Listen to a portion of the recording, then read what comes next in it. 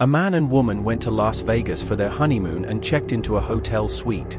When they got to their room, they both noticed a bad odor. The husband called the front desk and asked to speak to the manager. He explained that the room smelled very bad and that they wanted another suite. The manager apologized and told the man that they were all booked for a conference. He offered to take them to lunch at a restaurant they liked.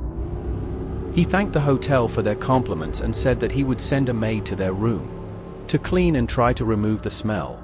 After a nice lunch, the couple went back to their room. When they entered, they both smelled terribly again. The husband called the front desk and told the manager that the room still smelled like bedding. The manager told the man that they would try to find a suite at another hotel. He called every hotel on the strip, but because of the conference, every hotel was sold out. The manager told the couple that they couldn't find a room for them anywhere, but they would try to clean it. The couple wanted to see the sights and gamble a little, so they said they would give them 2 hours to clean and then they would come back, while the couple went to the manager and all the maids' rooms to try to figure out why it smelled so bad. They went through the entire suite and couldn't find anything. So the maids put on new sheets, put out new towels and curtains, cleaned the carpets and cleaned the suite again using the strongest cleaning products they had. The couple came back 2 hours later to find that the room still smelled. The husband was so angry that he decided to find out the smell himself, so he pulled the top mattress off the box spring of the bed and started tearing the whole suite apart and found a dead woman. My wife and I were on our honeymoon in Hawaii. We were on the island of Oahu. We were sitting on the beach. My wife got up to go to the bathroom and came back and told me that a ghostly man was watching her go in the bathroom, and when she tried to get out, he blocked her way. She ran away because 2 other men were entering the bathroom, so she moved out of the way. I asked her what the man looked like and she kept looking, but unfortunately she said he was gone. Our hotel was a short walk from the beach, so we quickly got back. But we made sure to report the man to a police officer that we saw walking on the beach, and then we washed up, then went out to eat. We ate at a fancy seafood place and walked around for a while. It was almost midnight after that. We finally got home and started to calm down. Then there was a knock on the door. I looked through the peephole and saw a man standing outside. I opened the door and he immediately tried to push himself in. I pushed him back a little and asked what he wanted. He told me that he had left something in the room while cleaning earlier and needed to get it out. We had been leaving the "Do Not Disturb" sign on the door all day. Then I noticed that he was looking up. Contact my wife. My wife then screamed that it was this man. I didn't realize at first, but it was too late that the man had already jumped on me, holding my throat with one hand, his hands behind his back with the other. He pulled out a knife and started to slash at me. If my wife hadn't come and smashed his face with a lamp, I would have died. This commotion caused all the residents of the next room to come out.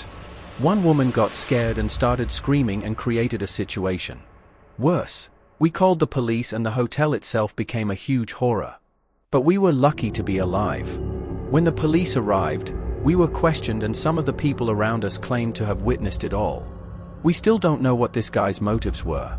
But if I had to guess, I would say he wanted to get to my wife. He must be a very stupid person to think he could get away with something like this and build a public building with my wife and 2 kids. Driving from New York to Florida. We were in Georgia to go to Disney. We were very close to entering Florida and it was almost 11 p.m. I had planned to finish driving that night, just to spend the night at the hotel. My wife and kids were already long asleep. So I was trying to drive as smoothly as possible on the quiet highway at 11 p.m. In fact, I didn't see any lights until I got up on the horizon.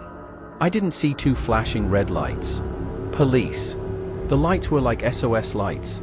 I slowed down and drove carefully. As I approached, I saw a car parked in the middle of the road.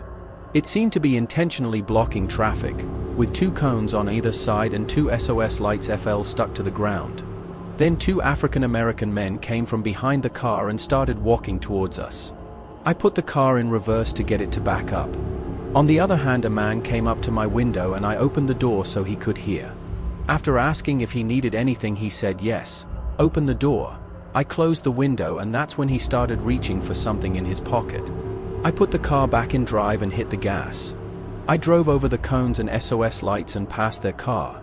About 1 minute later I saw headlights coming at high speed behind us. My wife was awake, confused, and asking about our speed. I told him not to make any loud noises. Then I told him that the car behind us was following us. It started. The lights came on and then there was a loud noise and I felt the car losing control. I tried my best to get it under control, but there was a second loud noise and the car started to pull away. I told my wife to call 911, although it was probably too late now. My kids were scared and complaining. I drove as far as I could, but the car behind us started to hit our trunk. My kids were crying. My wife was screaming for the police. I was sure we were dead, but by some stroke of luck or something more miracle, I heard a siren and saw red and blue flashing lights coming from behind our chasers. They headed for the exit. We were going at that moment and the police car followed them. I stopped the car on the side of the road. I took the phone from my wife and told the police everything. After the inspection, I found out that both of our rear tires were blown out, probably shot at. I also told the police. After 10 minutes, a group of people pulled up behind us in a AAA truck. They seemed quite happy to tell us that they had caught 2 people who had been trapped by someone else in their little roadblock, but luckily managed to escape before the police could be called. When my sister was 20 years old, she was on vacation with her now husband, and one of their destinations was St. Martin. They had rented a car to travel around, and one day while sightseeing they got on a side road that was quite isolated from any buildings or signs of civilization. It was a nice scenic drive, but anything but. My sister tells me that the road was pretty dead, so it probably wasn't going anywhere important. They finally came across something strange. A car was coming out of the crops on the side of the road. As they got closer, they saw that it was an unbranded rusty neon blue car that had apparently been driven into the crops. My sister's husband stopped the car and told my sister to wait in the car. He got out of the car to check what my sister had said. Her husband looked out all the windows. He couldn't see anyone in the car. Then he looked down and saw something and jumped out of the car. Then he saw what had happened. They both got down to look under the rusty old car. What they saw was horrifying. There were 2 grown men with large knives in their hands and a bloody body lying between them. My sister's husband literally carried her back to the car and pushed her into her seat. 2 men got out from under the car and were. Now he got in the car just in time to get off the road. Stopped at the nearest sign of civilization, made sure no one was following them, and called the police. Both of them were uncomfortable when the subject was brought up, so we didn't try to remind them. But I can say that since this incident happened to my sister, she's always been a little different. I was 16 and summer had just started. Our grandparents were taking the whole family on a 10-day cruise. It was a Royal Caribbean cruise. And we were going to Florida, the Bahamas. There were my 2 brothers, my sister and her boyfriend, my parents, my aunt and uncle, my 2 cousins and my grandparents. I spent most of the time hanging out with my older brother Rob, who was 20 years old. We managed to share a room together, even though it was actually forbidden. We just claimed that our father lived in that room with us. So one night my brother and I were in the ship's nightclub. I used someone else's ship ID card to get in. While I was there, I noticed an older creepy guy. The creepy guy was sitting by the wall and I was sure he was staring at me. I moved a little closer to see if he was really staring at me, and his head turned to me wherever I went. I was feeling really uncomfortable, so I left right then and there. Coincidentally, I saw my sister and her boyfriend sitting outside the club by the bar. I sat with them for a while, and a few moments later I saw the same guy from inside the club, now sitting across the room outside the bar, and he was still there. He was staring at me. I looked away and pretended not to notice, but at this point my heart was racing. I wondered if I should tell my sister, but I ended up telling her without telling her. I don't know why I left the bar and started walking quickly back to my room after reaching the stateroom halls.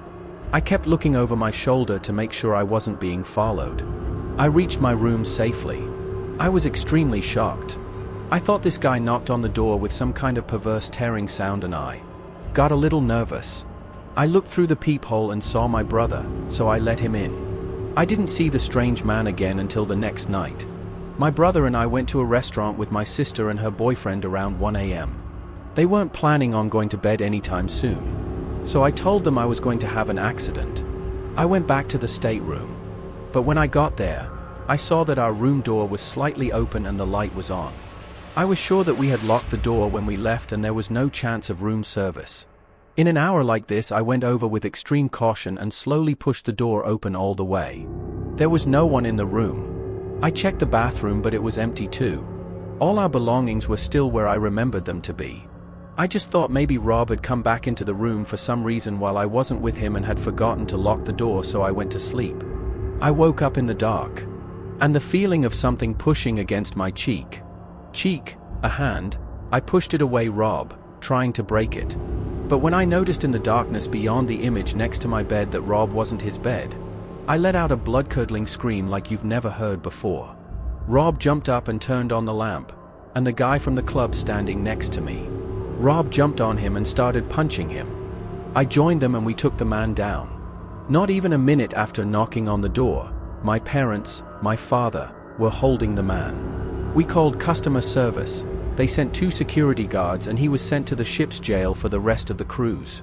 I'm not sure what happened to him afterwards, but it left me emotionally scarred and I don't think I'll ever go on another cruise again.